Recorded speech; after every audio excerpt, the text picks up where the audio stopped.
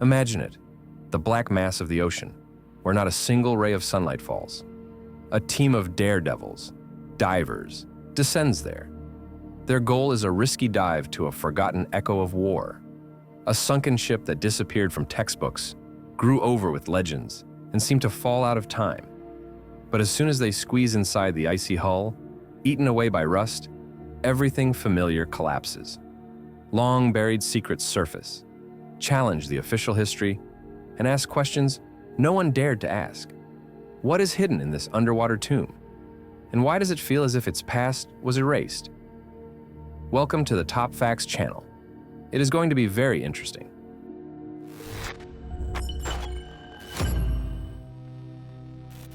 Imagine a hellish underwater machine created to inspire terror. This was U-869, one of Nazi Germany's ultra-long-range deep combat submarines. Nearly 76 meters of steel, 6 torpedo tubes, a captain with nerves of iron. Bigger, more powerful, quieter. That is how it was conceived. To slip into foreign waters, sow chaos, and vanish. But where did it disappear? Hold your breath. We are going deep now. What these divers ultimately found inside rewrote history, and not the one they tell in class. According to military documents, the submarine received orders to patrol the waters near the Strait of Gibraltar, a narrow, dangerous place where Allied ships passed. The task was to intercept, disrupt communications, and dissolve into the dark. But something went wrong. In February of 1945, the United States Coast Guard reported a sunken German submarine not far from Gibraltar. The Allies immediately chalked up a victory. We destroyed another boat. They decided it was U-869, entered a line in the archive, and closed the case. Only that was not it. For decades, no one doubted the reports. Neither the US, Navy, nor historians, nor even the families of 5 to 6 German sailors, yes, the numbers got mixed in the papers, who were believed to have died with the boat. There was no sonar confirmation, no photographs, no wreckage, only military papers. And if you have ever read reports from those years, you know, accuracy often gave way to guesswork. The Atlantic was a battle zone. Coordinates were guessed literally under the whistle of torpedoes. Officially, the case was closed, but the real submarine had been redirected, and it seems never received the order. From there, surprise after surprise. Initially on December 29, 1944, the U-Boat Command ordered UA-769 to patrol off the coast of New Jersey. Then, fearing fuel problems, the order was canceled. The boat was told to shift its area west of Gibraltar, excluding the strait itself. The problem was that confirmation of receipt of these updates from U-869 never arrived. The last contact was January 10, 1945. The boat reported fuel reserves, but not its location and not any confirmation of the new patrol zone. The German command decided it was operating somewhere near Gibraltar. Disappeared? Then they lost it there as well. And for 40 years, UA-769 turned into a ghost ship. The families had neither graves nor wreckage, only a name on a memorial and endless questions. We jump to the summer of 1991. Heat, rock on the radio. The shore of Point Pleasant, New Jersey. A company of thrill seekers gets together for the weekend and accidentally finds something that will upend a decade of maritime history. These are no idle beachgoers, but tech divers. People who willingly descend into pitch darkness at hundreds of feet, into cold and steel traps. Among them are John Chatterton and Richie Kohler. Respected, talented, and, let us be honest, a bit reckless. Their goal that summer is unknown objects on the seabed. The weapons are sonar, stubbornness, and life insurance of rather dubious quality. You know what? The waters off the Jersey shore are like an underwater dump. Ships from wars, storms, and disasters lie everywhere, like forgotten iron ghosts. When the sonar paints a long, smooth silhouette 60 miles from shore, at a depth of about 230 feet, no one is surprised. But the shape is strange, too much like a submarine, not a fishing vessel. The first dive is a failure. The current rips, visibility is terrible, everything seems not it. Icy darkness, the structure is twisted and shrouded in fishing nets. Imagine crawling through an abandoned metal cave, seeing only a meter ahead, and every wrong move could be your last. But one thing is clear immediately. These are not just scraps.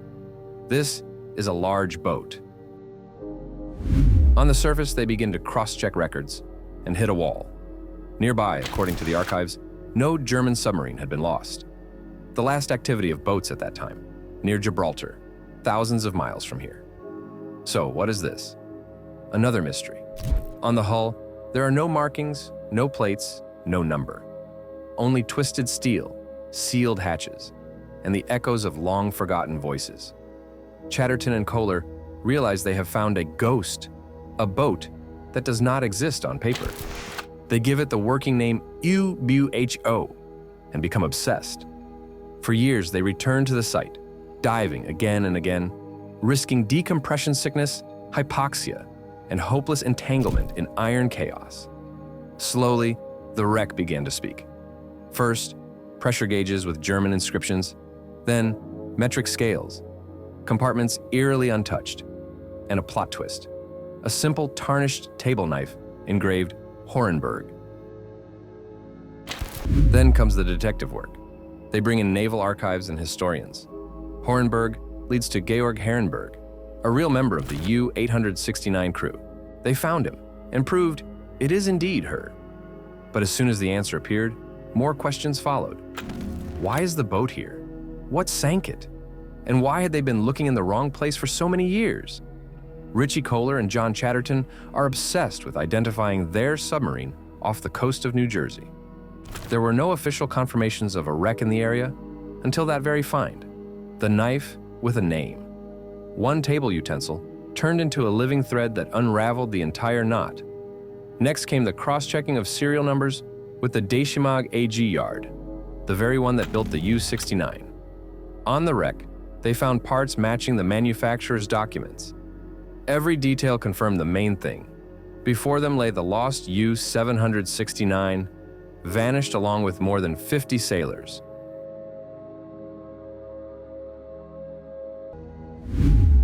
And then, another blow of fate. There was supposed to be a sailor named Herbert Guszowski in the crew. He went through training, lived with the team, knew emergency procedures. But just before the boat's departure, he fell seriously ill. Chance saved his life. Decades later, Herbert lives quietly in Germany and has no idea that his submarine turned out to be nowhere near the Mediterranean. He, like everyone else, believes the official version until Kohler and Chatterton reach out to him. They are not sure he is alive, but they find him anyway. They show him photos, engine details, and that very blade with the name Horenburg, a sailor Herbert personally remembered and believed had died somewhere far to the south of Europe. And now, guess. Herbert recognizes everything. He confirms. Yes, it is that very Herrenberg. The little knife, which lay in the dark for half a century, weighs more than any paper certificate. The old man understands. Chance took him out of a watery grave, and his friends died where no one even thought to look. He did not seek attention, did not run to the airwaves, but he helped the divers, quietly, precisely, from memory. He identified comrades, checked German sources, added things that are in no database.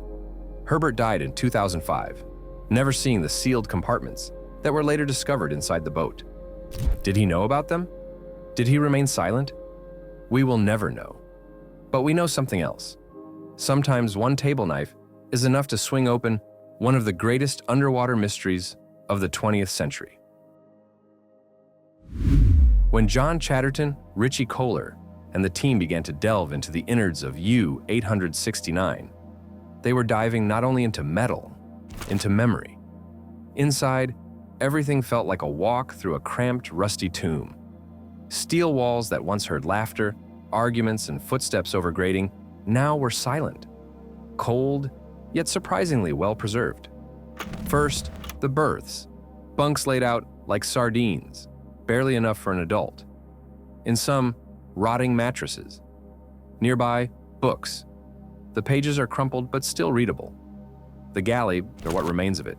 Plates on the table utensils scattered, a disturbingly intact can of rations, as if the owner stepped out for a smoke and never returned.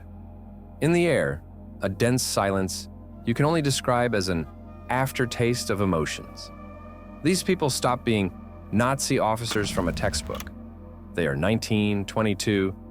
They argued about food, joked about the brass, killed time between alerts. In one corner, an open locker, its contents still floating nearby. Leather gloves, a rusty harmonica, a deck of cards under a plastic sleeve. In the middle of war, under the pressure of depth and death, someone carried music with him. There it is, the gut punch. Life aboard was not only mechanics, but human. The control room, a twisted grid of levers, buttons, and shattered glass. Most gauges were blown out by pressure, but some stubbornly hold. German inscriptions, metric numerals, as if you are inside the control panel of war. You can almost see the crew, fingers sliding over toggles, orders racing down narrow corridors. The most disturbing, the torpedo room. Several tubes are still sealed. Question after question. If there was an attack, why did they not shoot? If it was an accident, what went wrong? The torpedoes themselves are no longer there. Some spaces are inaccessible, but around the boat there are frighteningly everyday traces. Boots by the wall, shaving kits, a rusty toothbrush, and a cracked little mirror catching the beam of a flashlight. Someone may have looked into it that morning when the ship went to the bottom, straightened a collar, ran a hand through his hair, thought of home. The Atlantic, as harsh as it is, did its work. Low oxygen, cold water, absolute darkness, an ideal time capsule. Rubber seals hold on locker doors. Papers, fragile but readable. Even uniform items, with patches and emblems, are in places intact. It is hard to reconcile. The symbols of a regime next to personal trinkets. But that is precisely what makes the story tangible. Not politics, people. Frighteningly young, in a steel cylinder, with orders to fight for a collapsing empire. Did they believe in the idea? Some did, some did not. The ocean does not care. It took them all. From this moment, U-869 stops being just a boat. It is a memorial that waited beneath the waves to be heard. Personal belongings, sealed tubes, a mirror that may have caught a last glance. What went horrifically wrong? And what if the real danger came from within? The first theory gives you goosebumps. The boat was sunk by its own torpedo. Not sabotage, not desertion, but circular run. If you have not heard the term, a faulty torpedo, instead of flying straight veers in an arc, and can return to the ship that fired it. You shoot, it turns, and within seconds, your own steel is torn apart. In the Second World War, this happened to both Germans and Americans. Several boats died from their own weapons, the bitterest kind of friendly fire. Supporters of the theory believe U-69 fired a test torpedo or attacked a target. The guidance system failed, and the munition made a wide circle, striking the hull before anyone could react. Damage to U-969, yes, the numbers wander in the papers, seems to confirm this. An explosion as if, from the inside, metal pushed inward, compartments crushed like an aluminum can under a boot. Creepy, plausible, but that is not all. There is another account, the official one. According to U.S. Navy records, U-869 was destroyed in battle. The date is February 11, 1945. Two escort destroyers, USS Howard D. Crow and USS Coiner, detected an acoustic contact off the East Coast, identified a submarine, and carried out a coordinated depth charge attack. After the war, when the archives were tidied up, this operation was officially recorded as the destruction of U-969. Yes, numbers wander here as well. Case closed, it would seem. But the wreckage found by the divers did not match the precise coordinates from the Navy's logbooks. Nearby, yes. Exact, no. And the deeper they studied the crash site, the more questions bob to the surface. If the boat was depth-charged, why did several bow tubes remain sealed? In an active fight, at least one shot would be logical. If they were taken by surprise, should there not be more traces of external destruction, plating torn from outside in? To confuse things completely, forgive the pun, the water truly is murky. Parts of the outer hull show deformations resembling the signatures of near-depth charge explosions. But the degree of damage does not rise to the level of direct hits. Inside, the worst damage is in the forward compartment. That is exactly where a wandering torpedo would return if it described a circle and struck its own ship. It becomes a tug of war. On one side, self-detonation, on the other, the official version of a destroyer attack. And both sides have receipts, only they are half erased, with missing signatures and smudged totals. And there is a darker version, with poorer documents and more conjecture. U-869 may have been on a secret mission, transporting materials, landing agents, a signaling operation. No one can say for sure, but the oddities around the discovery, the state of the compartments, the silence after artifacts were brought up, all of this added a dash of conspiracy spice. And now guess, what would you think? Diving into a boat where the tubes are sealed and personal belongings lie there as if time stopped. But one thing can be said for sure. This is not a parable about a piece of metal. It is a story about uncertainty, about how even closed plots continue to burn with questions, about how the ocean does not always keep secrets forever. You only need to come with the right questions and the stubbornness not to retreat, and a shadow of secrecy with no single answer. Maybe the wreck itself is not only evidence, but a message we were never meant to read. It is easy to think the Second World War lives in textbooks, newsreels, and museum vitrines. Nearly a century behind us, it seems all the big stories have been told, all secrets revealed, all names named. But the discovery of U-969, and yes, the number dance in the papers is part of its myth, knocked a brick out of that certainty. A massive war machine lay a few hours' run from Jersey, and no one, not the US Navy, nor German historians, nor the crew's families, imagined it was there. And it was found not by a state expedition with grants, but by two stubborn people with a boat, a dream, and a dangerous habit of getting to the bottom of things. Technology helped, side-scan sonar, gas mixes, cartography software. But technology is a tool. Determination is the engine. Chatterton and Kohler spent hundreds of hours in deadly conditions, just to answer a simple question. What is this boat, and why is it here? Nummer eins. When it turned out to be UA-769, the story made a sharp zoom, no longer about the war in general, but about more than 50 young people locked in a steel capsule under the Atlantic for half a century. They had names, families, small habits, a harmonica, a deck of cards, photos. There is no room here for the heroization of symbols, only the human scale. Fear, boredom, jokes, longing, all on 1 square meter. And the ocean, which silently held their story until someone came and listened. Every shipwreck is not a unit of equipment, but a bottle with a message from those who did not have time to finish their plot. Today, we have more tools than ever. Sonars draw the seabed like a map, and gear sends people where once there was only a death sentence. We have the ability to return to the dark corners of the past and pull the truth into the light. But along with that comes the responsibility to tell it honestly. Nummer eins. To be honest, U-869 could have stayed lost forever. It is frightening to think how many more boats, ships, and entire units of that war and others lie somewhere unnamed. Their stories are covered in silt and secrecy. Every new find makes the past not only thicker, but more human. That is precisely why this story matters. Not only because it is dramatic, and it is dramatic, but because it is an alarm clock. It reminds us, the past always has new layers. There are always people we have not told about. The discovery of U-69 did not stop at identifying the hull. It changed our view of naval war and of lives lost between dispatches.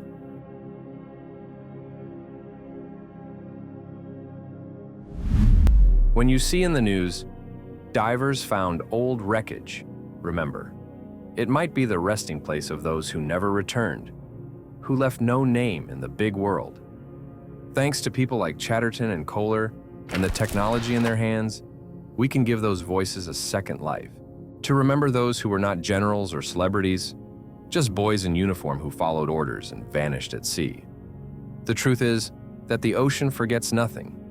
It keeps every mistake, every secret, every loss. The other question is, will we have the courage to ask it for answers and to hear them? What do you think really happened to U-969? A tragic loop of its own torpedo? Or a blow from the Allies that the paperwork misfiled? If you believe our work matters, support it with a like and a subscription. And so, you do not miss new episodes and stay in the loop. Click the notifications bell.